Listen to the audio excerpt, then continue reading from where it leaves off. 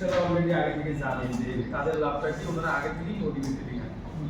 Second হলো যে তাদের মধ্যে একটা তাড়না, আমাদের ট্রেনিংটা পাওয়ার পর তাদের মধ্যে একটা তাড়না কাজ করতেছে, দেখতেছি ওনারা সেন্স করতে চায়, ওদের স্টুডেন্টদের কোয়ালিটি সেন্স করতে চায়, সেই জন্য আমাদেরকে তারা বেশি বেশি চাচ্ছে, বেশি যে হ্যাঁ আমরা সেন্স করতে চাই কিন্তু আপনাদের সহায়তাটা বেশি লাগবে।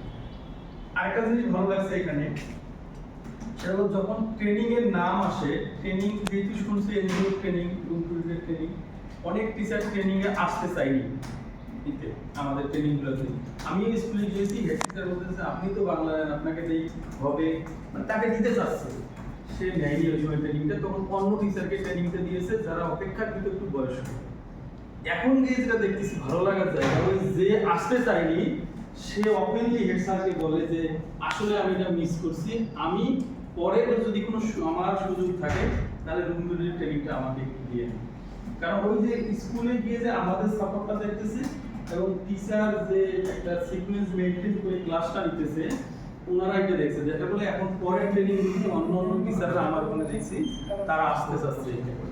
আরেকটা বিষয় হলো প্রথম ভিজিট এবং সেকেন্ড ভিজিটের মধ্যে এখানে একদম ভিজুয়াল কিছু পার্থক্য দেখছি আমাদের এই নড়াইলে।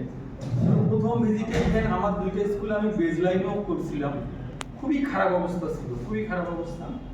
এই সেকেন্ড ভিজিটে গিয়ে দেখি যে হেড স্যার এবং অন্য নট অনলি আমাদের দুজন বাংলা টিচার, সকল টিচারের মধ্যে এই ধারণাটা যে বাংলাটা কেমনে ইমপ্রুভ করা যায়।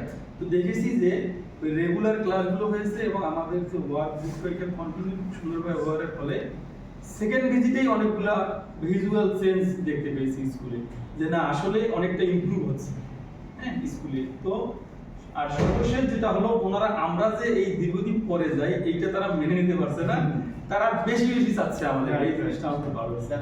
থ্যাংক ইউ রাসেল ভাই।